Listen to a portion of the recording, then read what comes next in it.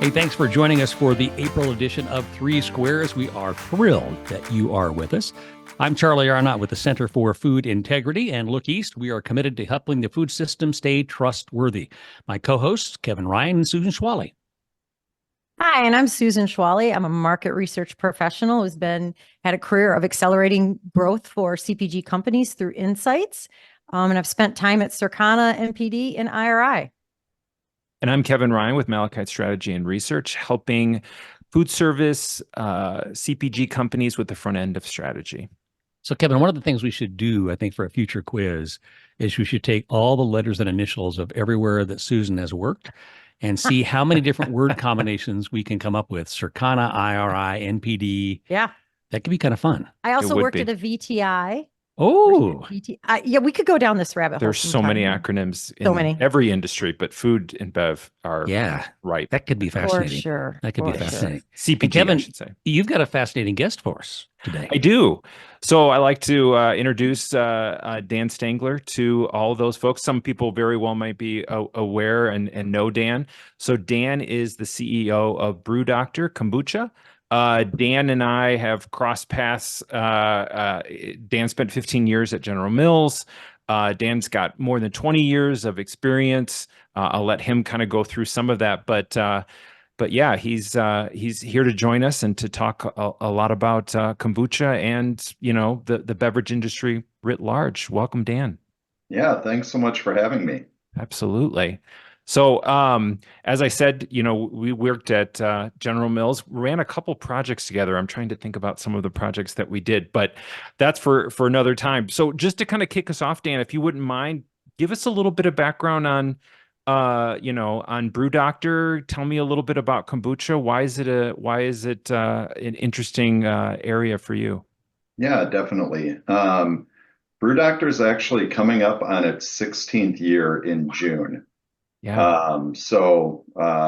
Based in Portland, Oregon, proudly. I think one of the things that's unique about Brew Doctor is that it's a kombucha brand from a tea company.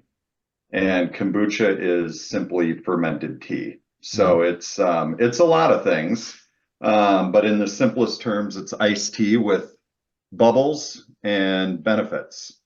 And Brew Doctor has always been committed to making a traditional or authentic kombucha. So we start with organic loose leaf tea. We brew it. We add it to the SCOBY, as it's called, symbiotic culture of bacteria and yeast, and let it ferment.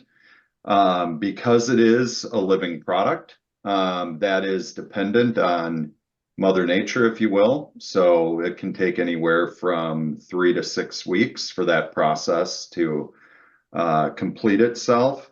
And then we add the organic ingredients, fruits and botanicals and herbs, et cetera, that give our variety of different flavors their flavor. And then we bottle it up and now even can it up. So we've got cans that we're offering now today. And over the course of 16 years, we've, slowly created a fan base that has allowed us to be available in all 50 states, as well as Canada. That's impressive. 50 states and Canada. So you've worked in a lot of different areas across the food system. What are some of the unique challenges that you found in the kombucha space or the kombucha market that really are more challenging than what you found in other parts of the food system? Yeah, it's a great question. Simply put, keeping kombucha simple. There's a lot to love about it. And frankly, even in my intro, there's a lot going on with,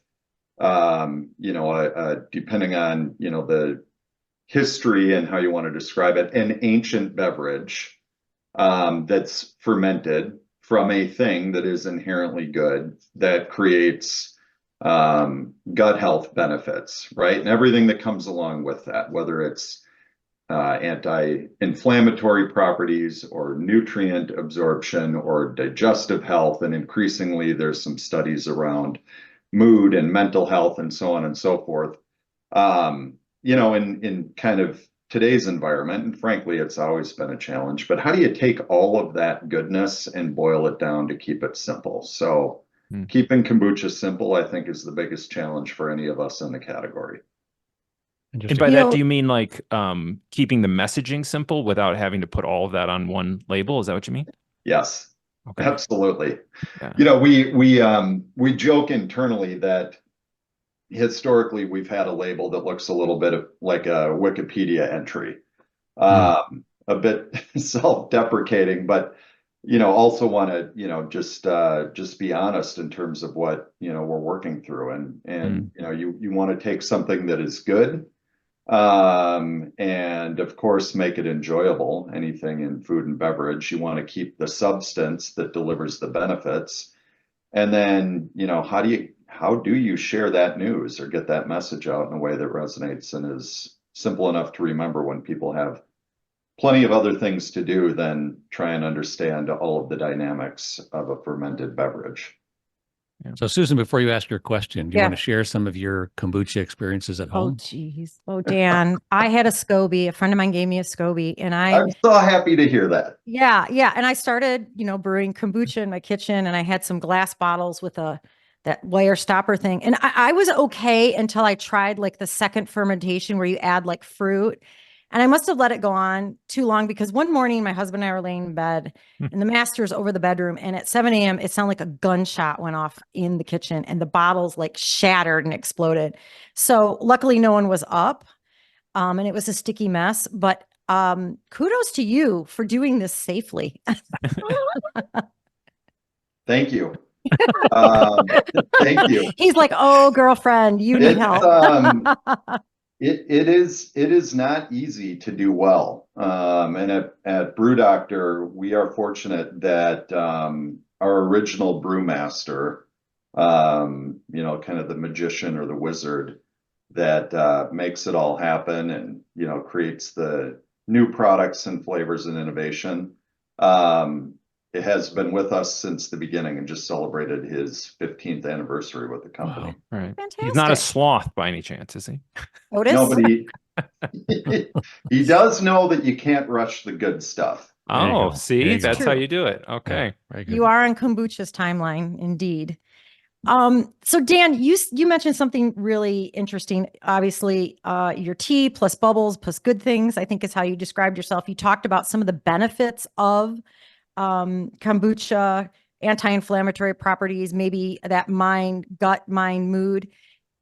How do you pick and choose what to talk about as this evolves with consumers? And where do you think this whole interest around gut health is headed?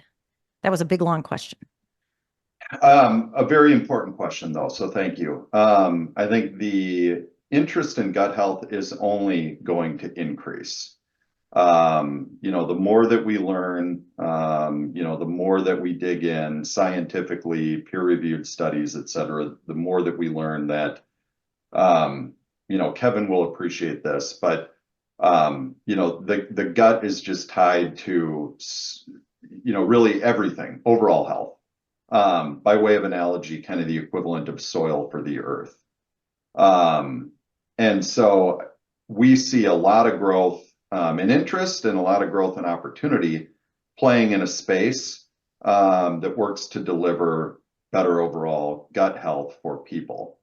In terms of what to talk about, that is exactly where it becomes challenging, because there's a half a dozen things that credibly a fermented food or beverage company can talk about. And so there's definitely a challenge depending on, whether you want to talk about the overall benefits, specific benefits. And so the answer, of course, comes down to who are the people that you want to build a relationship with. Right. And once you know who those people are, you can make the decision about what to share amongst all the good things you possibly could share, to be empathetic enough to focus on the things that are going to matter to them.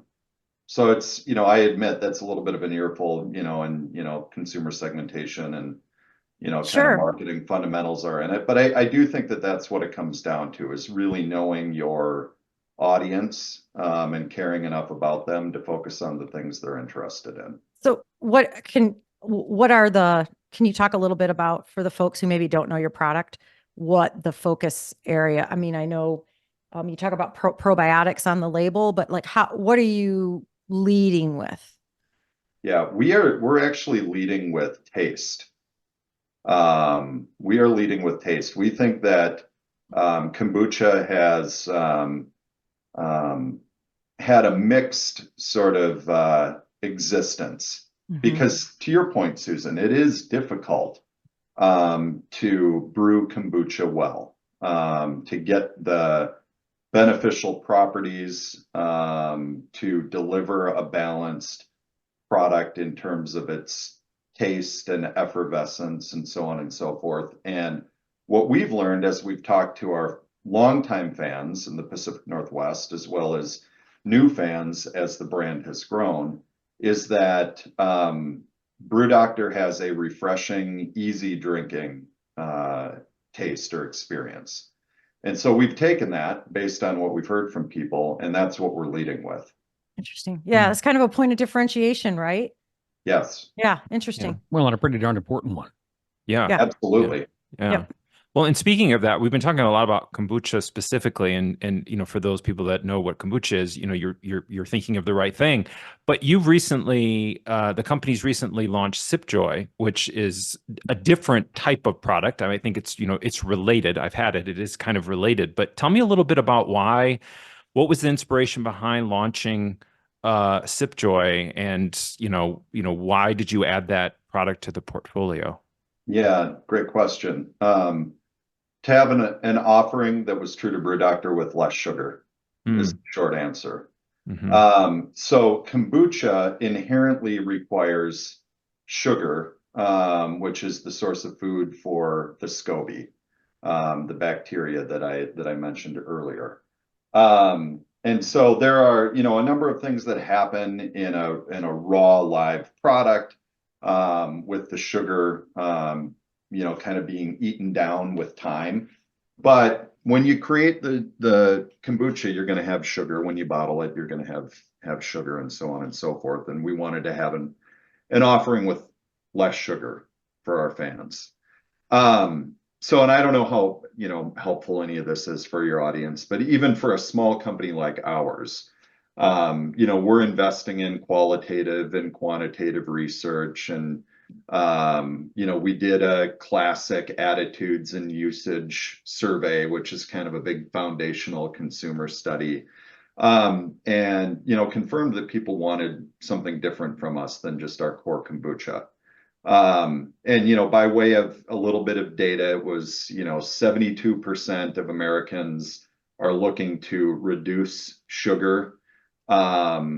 This was 2022. We've been working on this for a while, but 2/3 of consumers of functional beverages, excluding kombucha, 2/3 were not satisfied with what was on the market. And the biggest driver of that was artificial and or high intensity sweeteners. And so this new product line that we've developed, SipJoy, is probiotic sparkling water, just to kind of keep it simple, that delivers on those things. It's 5 grams of sugar per serving per can.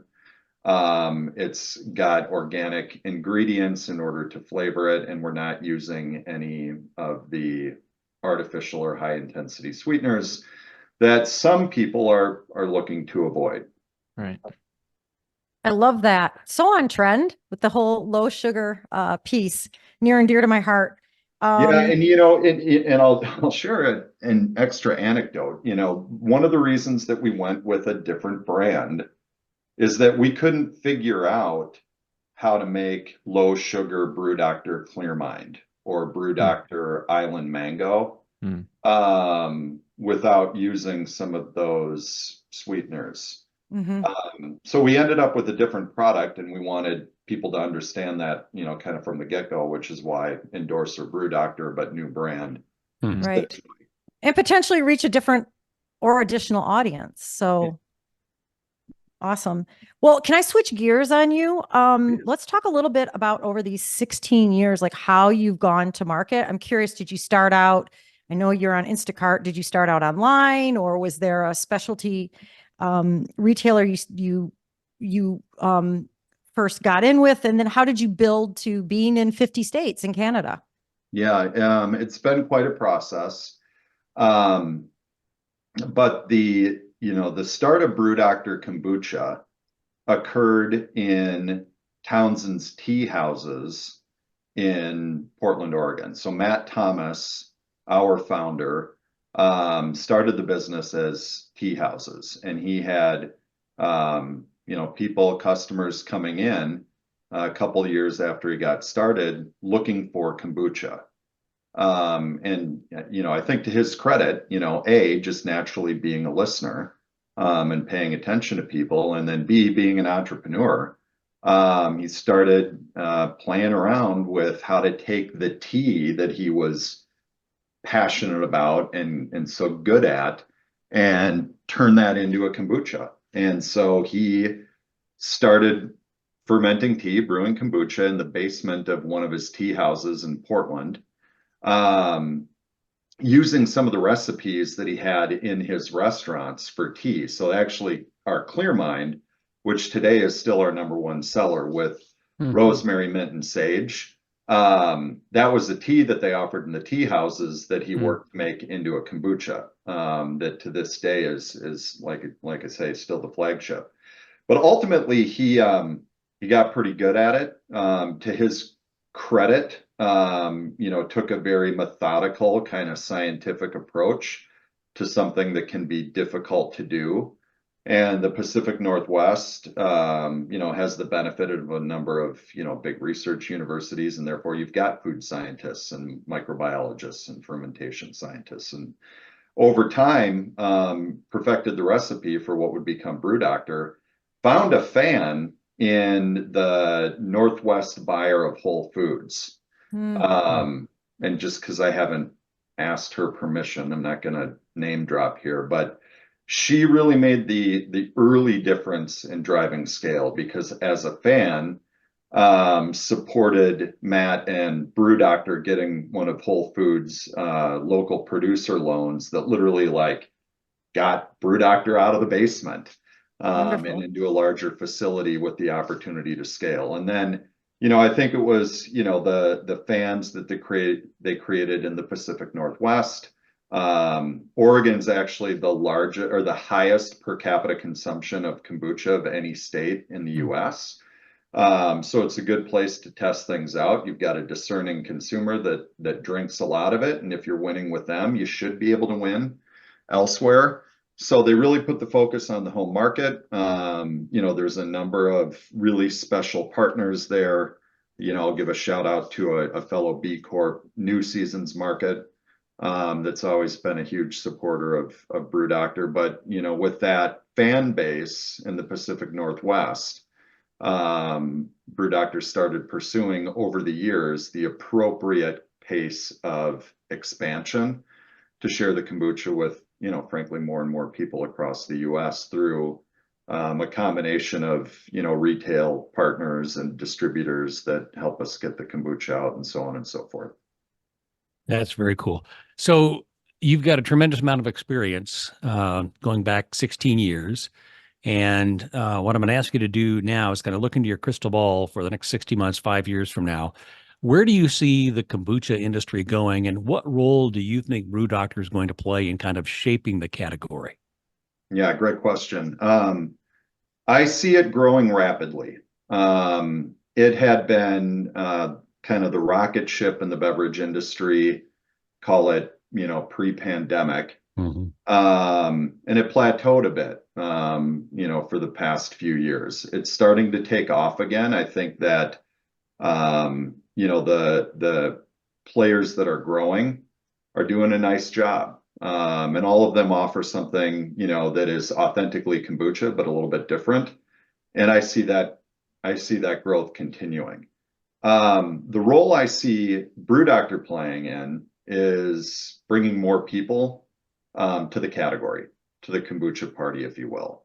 We take it very seriously that people tell us things like, I didn't think kombucha could be for me until I tried Brew Doctor. Or even I love kombucha, but I didn't think it was something, I could just kind of serve to family and friends if I'm entertaining, because it is an acquired taste.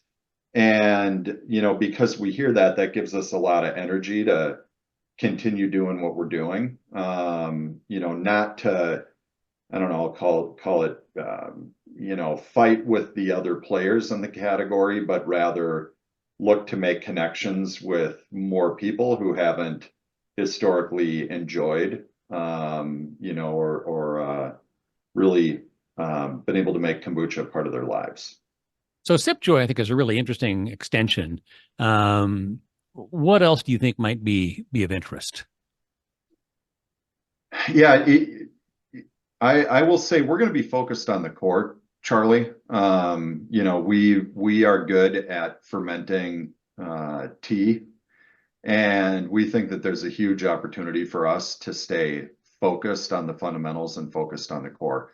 Part of the reason that I say that is historically we've tried a lot of different things at Brew Doctor. We've done CBD, we've done energy, and what we've decided is there's a lot of opportunity for us to just continue to love and focus on the things that we're good at. And so I'm looking to bring our kombucha and then our lower sugar gut friendly offering to more people, rather than continue to try and expand into other categories and parts of the grocery store, if you will.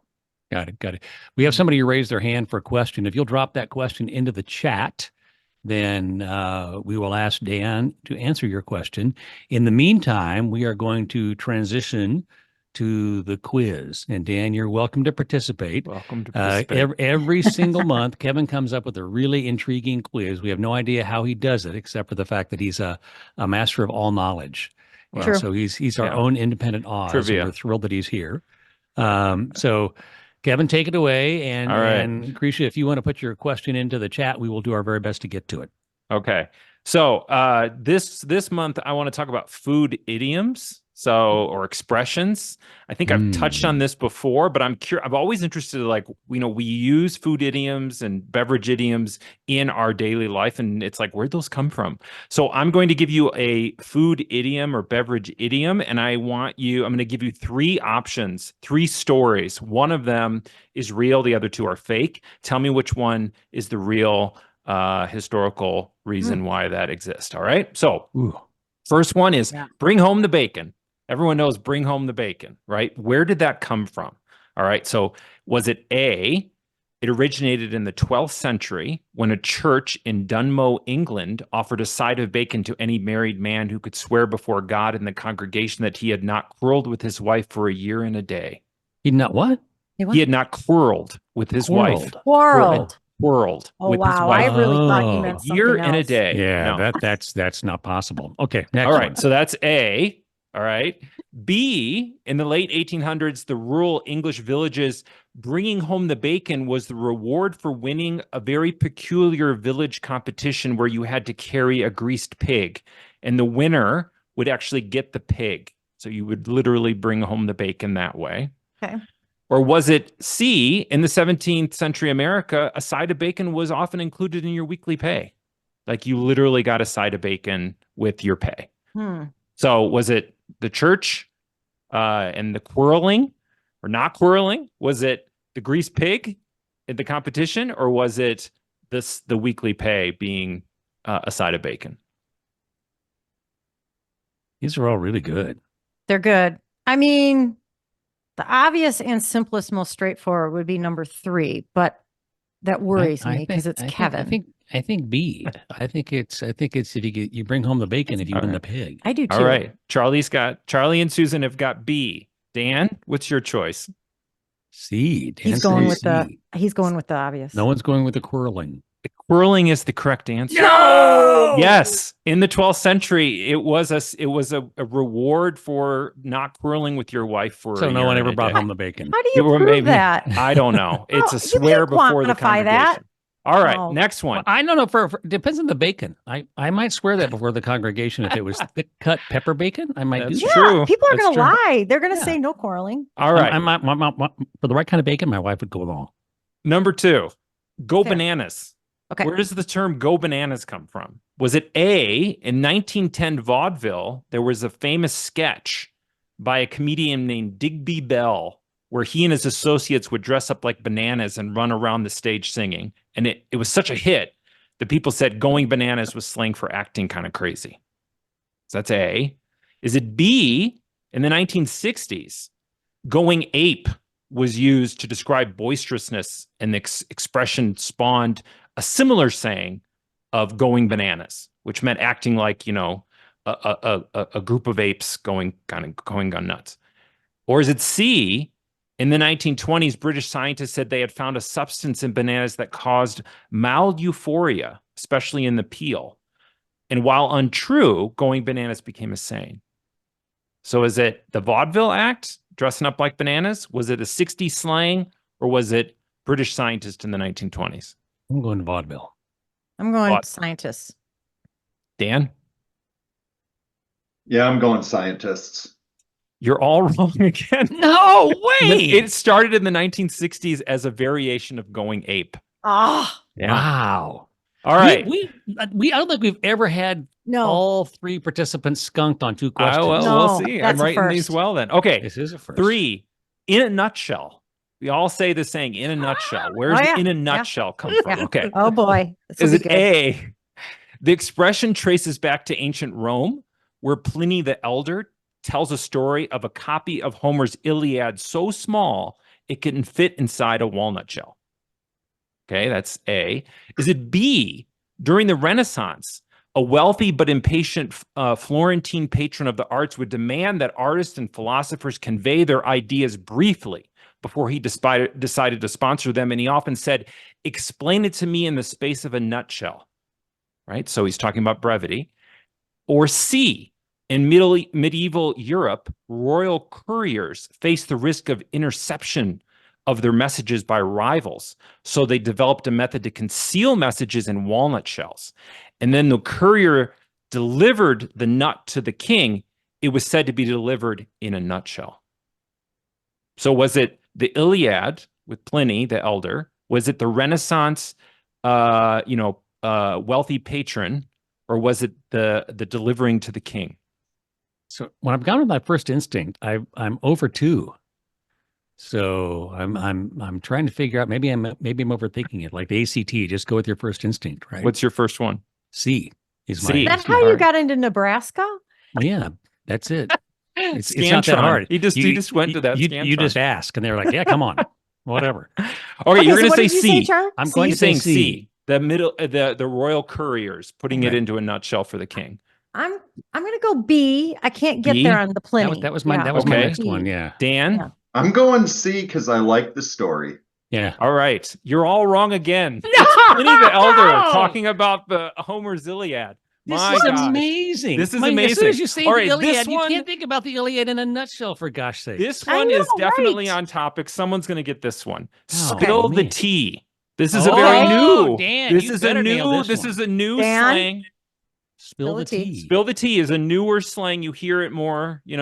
I've Your heard spill the young wine, Gen Z but talk that's a about different No, the song. tea. I know. Where does this come from? Is it A, in the Victorian era, tea houses were synonymous with gossip, and spill at the time was slang for pour. So telling someone to spill the tea meant that you wanted the gossip to flow, right? Is it B, in maritime colonial times, tea was often kept locked up in the captain's cabin along with other vital information. Asking someone to spill the tea became a colloquialism for unlocking secrets. Mm. Or is it C, in the US, African American drag culture, spill the tea was not related to the beverage at all, but meant the letter T, as in spilled the truth. Oh, I'm going to go with A on this one. Okay. So Victorian tea houses. Kind of like spill the beans. Yeah. Oof. That one Now, seems if the most each of us takes a viable. letter, somebody's going to get it right. I'm going to go C. I'm going to go C. Okay. You're going to go with US African American drag culture. Okay. Dan? I'm going B so that we're not blanked. All right.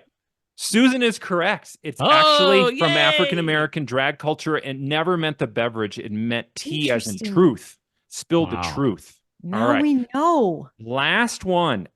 Apple of my eye. Where does this come from? Is it A, the Old English word for pupil translates to apple? So saying something is the apple of my eye means it's a vital part of my eye. Is it from medieval England when the king would host an archery contest where the prize was a bedazzled, bejeweled apple, and the winner would said to be the apple of the king's eye? Or is it C, it's from the Garden of Eden story where Adam and Eve were tempted by the fruit of knowledge, and saying someone is the apple of your eye means that they hold incredible sway over you. Going with C. C. We're Charlie's going with little C. soap opera here. What was A again? A was the Old English word for pupil translates to apple. I'll go B. B. Dan? I mean, it's hard not to follow my same strategy, but I'm going to go C. All right. You're all wrong again. It's A. The Old English word for pupil translates to apple. In fact, the word pupil actually is from the French word meaning little prune. Everyone's always thought that the thing in the middle of your eye was not a hole. They actually thought it was a thing, and they used to say it was a fruit, look like a fruit. Prune. You're the So it prune of means my little eye. prune, the prune of my eye. Yeah. So That's I think that's not a Dan compliment, won. I don't think. Oh, no, I'm sorry. Susan No, won. Susan won with I won with finally. One, with one. I won with one. That's never did. happened. And Dan, just Yeah. so you know, Charlie does win a lot. Exactly. Oh, but this is Susan's actually had a big couple of day for me. strengths here. It is a Yeah, big day yeah. for you. Food Congratulations. idioms. Yeah. Good Yes. idioms. Those were hard. Yeah. Those were good, Kevin. Those They you've were hard. outdone But yourself. it's like this every month, Dan. Kevin comes up Yeah. with this. This is the best part of the show, and we have great guests. But when Kevin gets to the quiz, it always ends up being very interesting. Yes. So, so interesting.